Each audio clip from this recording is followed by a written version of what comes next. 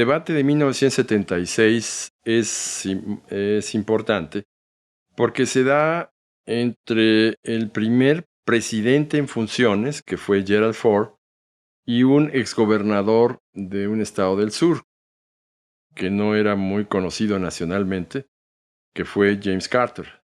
Le decían Jimmy Who, porque no era conocido. Pero en estos debates, ¿por qué un presidente en turno busca debatir con un candidato que en ese momento pues no tenía ningún cargo público, ya había terminado la gubernatura? Pues porque mencionaba que Ford tenía necesidad de legitimarse ante el electorado por las acciones que había tomado de indultar al presidente Nixon, que fue removido, o más bien él renunció, no fue removido, no hubo juicio político, pero él renunció por la presión que tuvo respecto de los actos ilegales en la sede demócrata de Watergate en Washington. De tal manera que ahí el debate presidencial cobra una característica importante para legitimar al funcionario que está en funciones y que tiene necesidad de razonar por qué tomó algunas medidas, como fue cuestionado por Carter en cuanto al indulto de Nixon, porque era un indulto altamente irregular. Quizá lo mismo le sucedió a Carter en la siguiente contienda electoral. Ya como presidente, Carter derrota al presidente en turno Ford, sube a la presidencia, pero Carter mismo tiene problemas para justificar las medidas que tomó en Irán, que tuvo una crisis de más de 400 días de varios 52 funcionarios diplomáticos de los Estados Unidos en Teherán que fueron rehenes del grupo islámico que tomó el poder en Irán y que defenestró también al Shah de Irán, acusado de ser un dictador en ese país. Entonces, en el debate presidencial de 1980, Carter tiene que defender esta posición bastante difícil contra un candidato del Partido Republicano, exgobernador de California y actor de Hollywood, Ronald Reagan.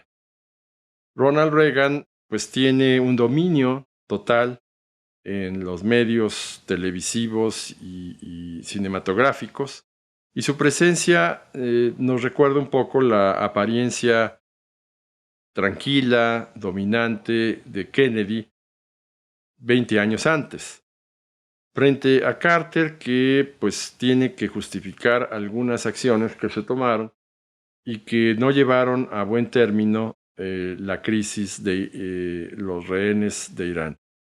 Además, en este debate presidencial se presentó una variante que no se había ocurrido antes, la variante del candidato independiente Anderson.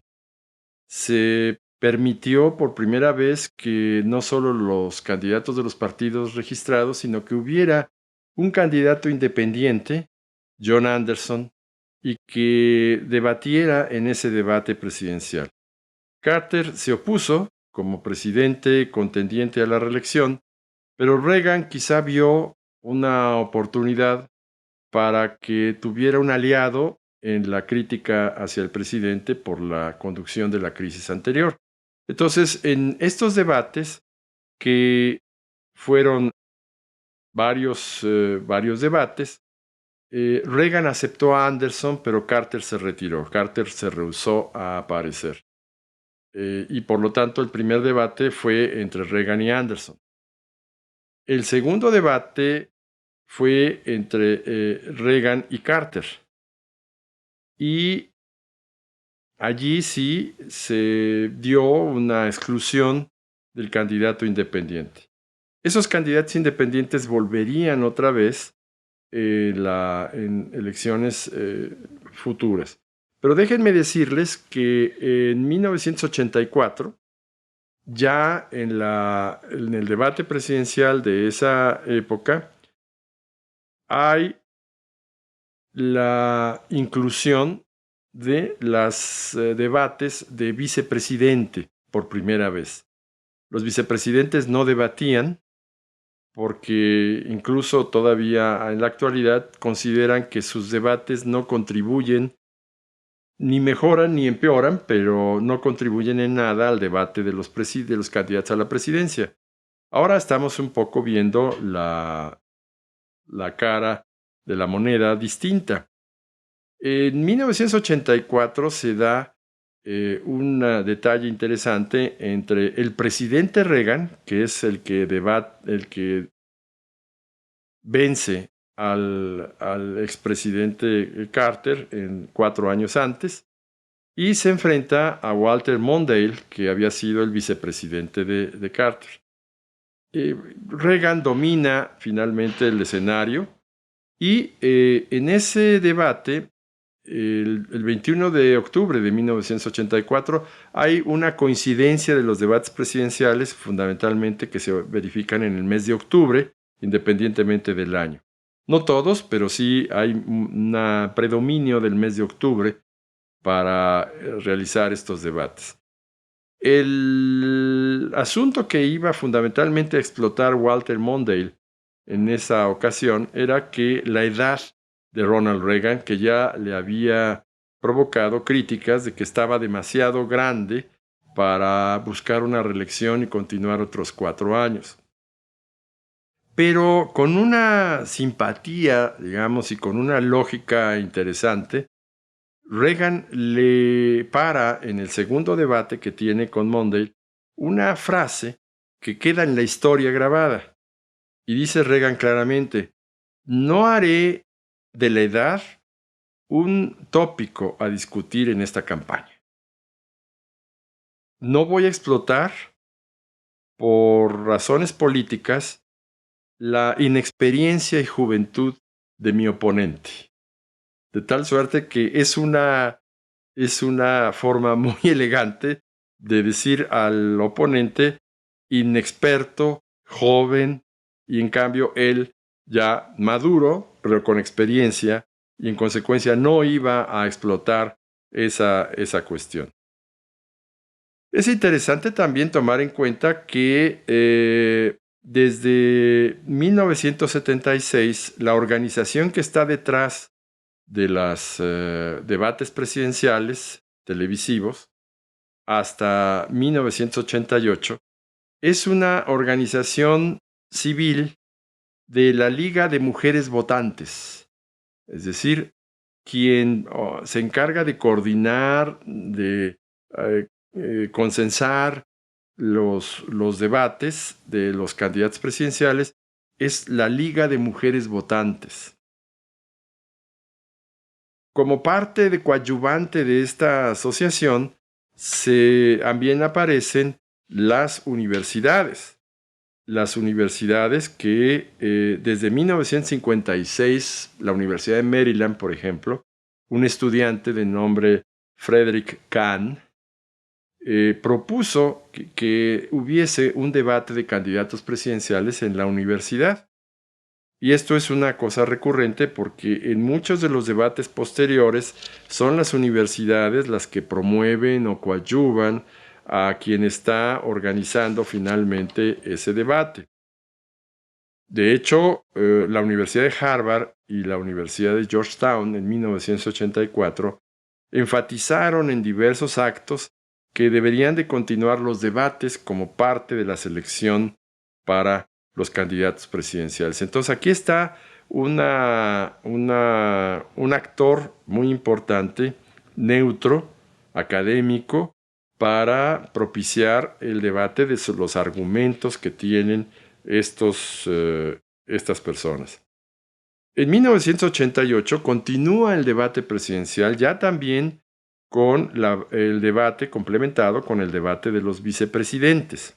El debate presenciado por Quayle y Benson tiene una característica, que el inexperto Quayle trata de asimilar la figura de Kennedy en cuanto a la juventud y en cuanto a sus ideas. Y llega el momento en que Benson le dice que él había trabajado con Kennedy, Lloyd Benson, el candidato a la vicepresidencia, y que conoció personalmente a Kennedy y que de toda esa experiencia le podía afirmar rotundamente a Quayle que Quayle no era Kennedy. Con ese argumento de exclusión, pues ya Quayle no tiene otra cosa más que quedarse callado. Pero es interesante, decía, que los vicepresidentes ya empiecen a tomar un papel protagónico que no necesariamente repercute en la votación, pero que puede en un momento dado ratificar o confirmar la votación hacia los candidatos a la presidencia. De tal manera que los debates presidenciales tienen esa característica de legitimar a los presidentes en las políticas actuadas o de legitimar a los opositores novedosas intervenciones que los puedan en un momento dado posicionar más en cuanto a su presencia en el ámbito político. De esa manera, en 1980, Ronald Reagan vence al presidente en turno, James Carter. Y lo mismo, en 1992, el presidente George Bush, padre, es vencido por William Clinton. Entonces, la verdad es de que los debates tiene un papel protagónico en ese sentido, porque derrotar a un presidente que está ejerciendo el poder en ese momento seguramente no es una cuestión fácil. Y de tal manera que los opositores tienen que hacer un esfuerzo adicional para que en el debate presidencial capitalicen esa atención que tienen. La verdad es de que la audiencia que tienen los debates presidenciales es en ocasiones muy importante. Se tiene un registro que la audiencia en el debate presidencial de 1980 llegó a 80 millones de espectadores. Muchos otros debates han tenido de entre 67 millones y 70 millones, pero hay récords en donde la audiencia llega hasta 80 millones. Esto creo que también puede operar para los debates actuales, en donde en el 2016 Hillary Clinton contiende con Donald Trump. Allí, en este debate, no solamente es importante que haya sido una mujer candidata a la presidencia, sino una mujer interesante e importante que había demostrado su capacidad, sino que los dos candidatos a la presidencia en 2016 no tenían una función oficial que pudiera ser presentable. Es decir, Hillary Clinton había sido secretaria, había sido senadora, pero en ese momento ya no tenía ninguna capacidad oficial. Y Donald Trump pues no ha tenido ninguna capacidad. Es novedoso, digamos, en esta elección que ganó para la presidencia. La irrupción que se dio este año en el debate presidencial entre el presidente Trump y el senador Biden, pues dejó una experiencia muy amarga en los espectadores, no solamente de Estados Unidos, sino de muchas partes del mundo interesados en las políticas que se van a tomar en los próximos 4 años. La irrupción, digamos, la cantidad de calificativos y el no permitir ni aceptar las reglas del debate han hecho que en este debate se pongan en riesgo todas las reglas y todos los estándares que permitieron crear de los debates presidenciales un espacio ciudadano para conocer y debatir las ideas y políticas de los candidatos. De tal manera que Trump, en la primera aparición de septiembre en el debate con Biden, pues boicoteó, yo podría decir, boicoteó el debate y no tuvo la ciudadanía una oportunidad de apreciar los argumentos en contra o los argumentos a favor de las medidas de Trump, que han sido siempre muy cuestionadas.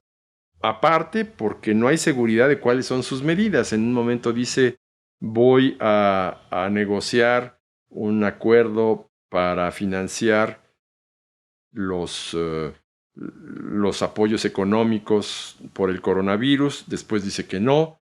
Después dice que sí. En fin. Entonces, el debate de vicepresidente que se verificó a principios de octubre de este año cobró una especial relevancia. Primero, porque los dos candidatos a la presidencia son personas mayores de 70 años. Y esto los haría los candidatos con mayor edad compitiendo para la presidencia de los Estados Unidos. Con todos los avatares y la carrera tan azarosa que tiene un presidente de ese país, no es lejano pensar que pudieran tener incapacidades durante esta administración que empezará en el 2021. El panorama internacional, los problemas domésticos, todo eso hacen que un presidente pues, pueda sufrir quebranto en su salud. De hecho, Trump precisamente ya le pasó lo que a Eisenhower, que tuvo una enfermedad que lo hospitalizó, y el vicepresidente Nixon tuvo la necesidad de ocupar la oficina durante varios meses.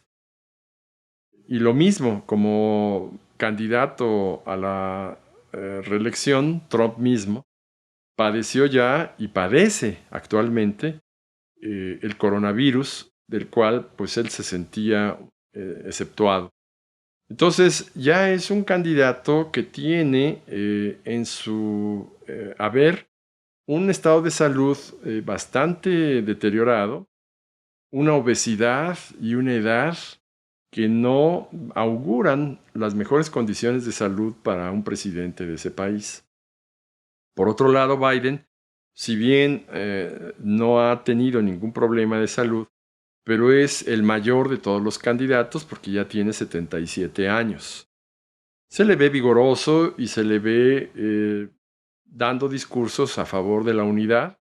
Hay un discurso muy interesante que pronunció en Gettysburg, Pensilvania, cuando se dirigió a la población diciendo que en estas elecciones, que hay tanta división y tanto rencor por parte de los partidos políticos, la población debe de guardar la unidad, como un famoso discurso de Lincoln, otra vez Lincoln, en Gettysburg, pronunció al momento de la guerra civil.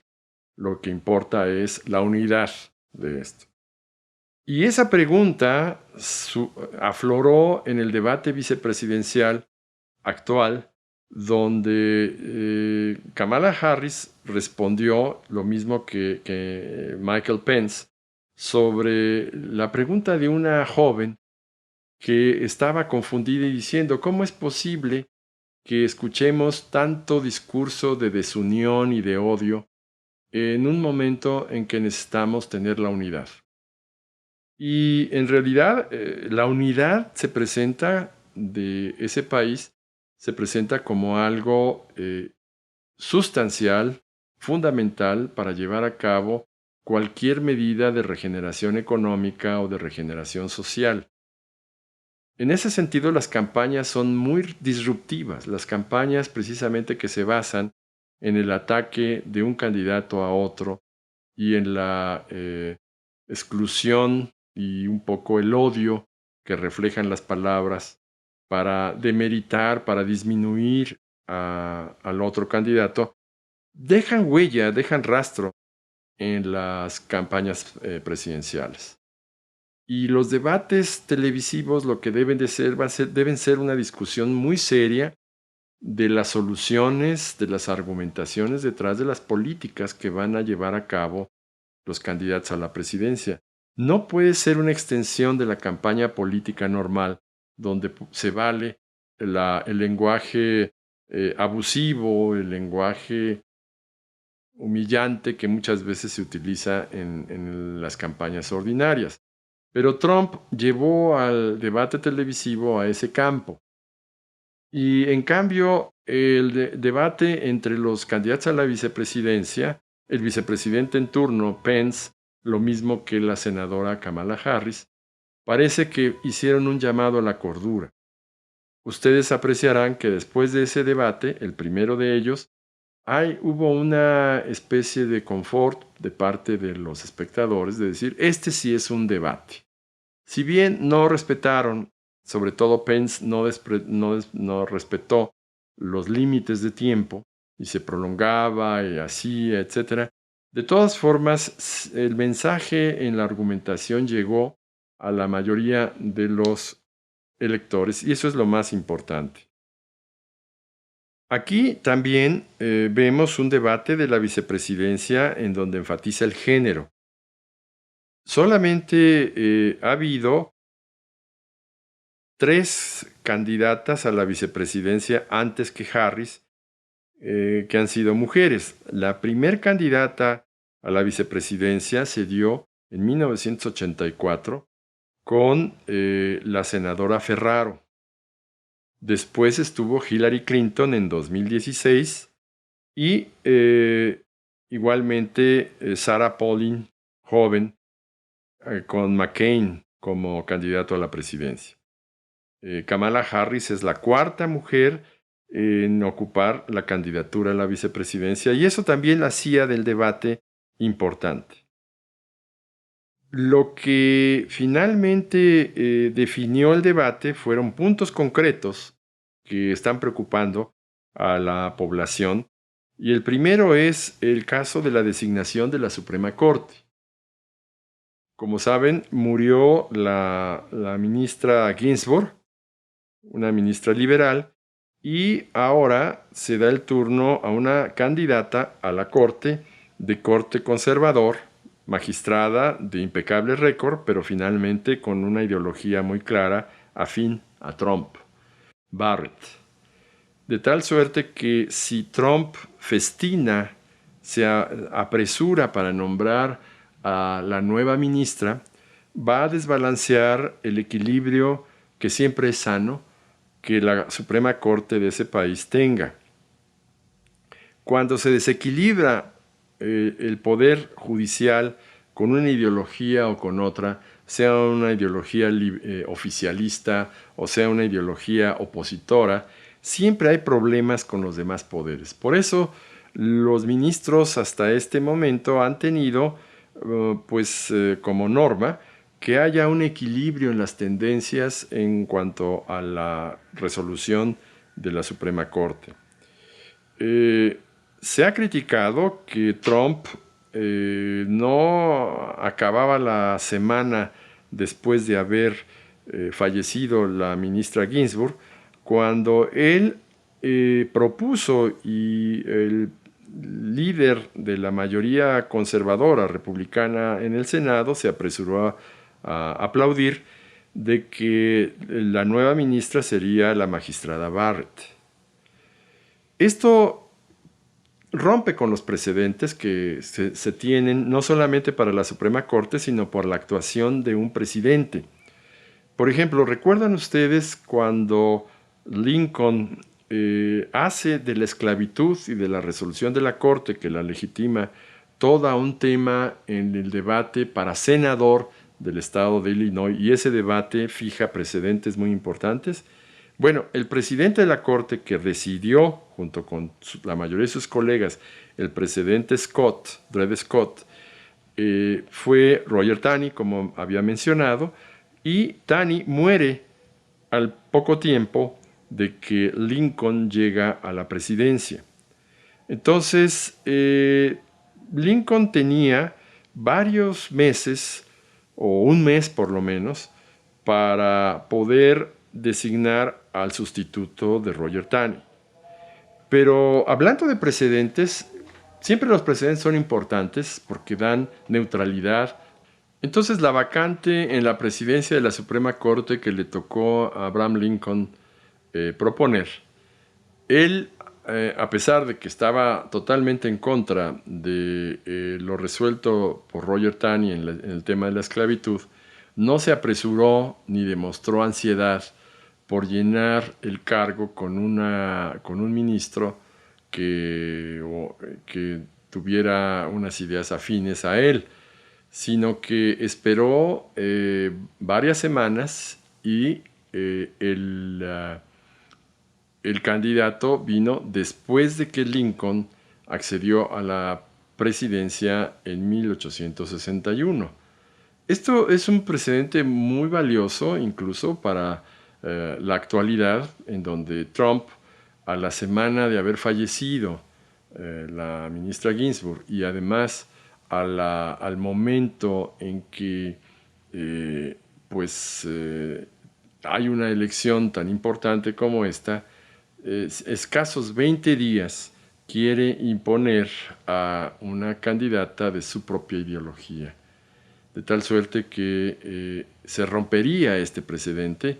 Y entonces el debate para la vicepresidencia, a pregunta expresa de Pence, que además está en las revistas y en los canales de opinión importantes, es: si los republicanos llenan este sitial en la Suprema Corte, y si gana Biden, como es probable porque son más de 10 puntos de diferencia sobre Trump, ¿qué harían los demócratas? Harían la estrategia de reformar la ley de la Suprema Corte para incluir más ministros, lo que llaman empacar a la Suprema Corte.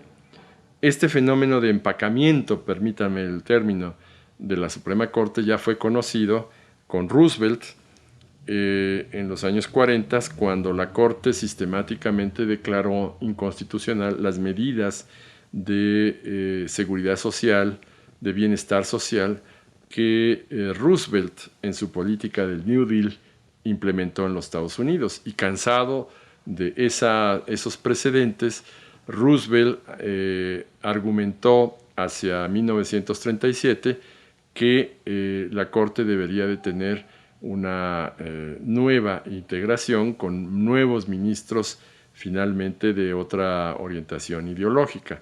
No pasó esto porque finalmente los ministros antiguos se fueron jubilando o fueron falleciendo, y entonces hubo oportunidad de renovar a la Suprema Corte, y a eso se le llamó empacar, o packing the court, como dicen los estadounidenses. Y entonces lo que presumen los republicanos es de que si dan el paso de nombrar a una nueva ministra con tendencias republicanas conservadoras, los demócratas, del caso de llegar a la presidencia, pues responderán con un nuevo empacamiento de la Corte. Ambos precedentes no creo que sean del todo sanos. Por eso es importante guardar esos precedentes, que Trump haga caso, entre su enfermedad y su obstinación por reelegirse, de no apresurar el nombramiento de la nueva ministra para evitar que caiga en los demócratas la reacción negativa también, que es negativa, de un empacamiento en la Corte. Para concluir, podríamos decir que el debate de la vicepresidencia en el 2020 mostró una madurez de parte de la candidata demócrata y definió que seguramente será políticas de fortalecimiento de infraestructura, políticas para fortalecer la integración en la educación, para restablecer las medidas de protección del medio ambiente que El medio ambiente ha estado realmente muy deteriorado con los fuegos, incendios tan devastadores que hay en la costa de California y en las reacciones prontas del coronavirus. Una de las cosas que la senadora Harris le comentó al vicepresidente en turno fue que por qué la administración Trump había retrasado cualquier medida de emergencia sanitaria si desde fines de enero del 2020 conocían de la epidemia del coronavirus.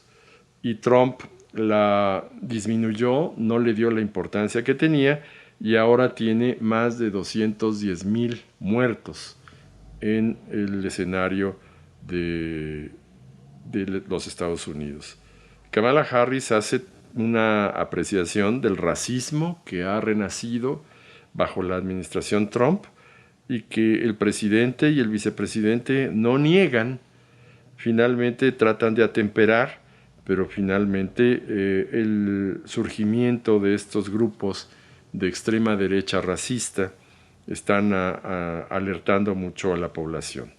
Vean ustedes entonces que los debates presidenciales sí son importantes, sí se debaten y definen las políticas de los candidatos, cuando estos candidatos no irrumpen de manera odiosa como Trump lo hizo en el primer debate con Joseph Biden. Vamos a presenciar en noviembre las elecciones. De hecho, el sistema electoral de ese país permite que con anticipación a la fecha de la elección puedan estar votando por correo o votando en urnas provisionales que se están recontando. Ya van varios millones de votos que se están recabando de esta manera.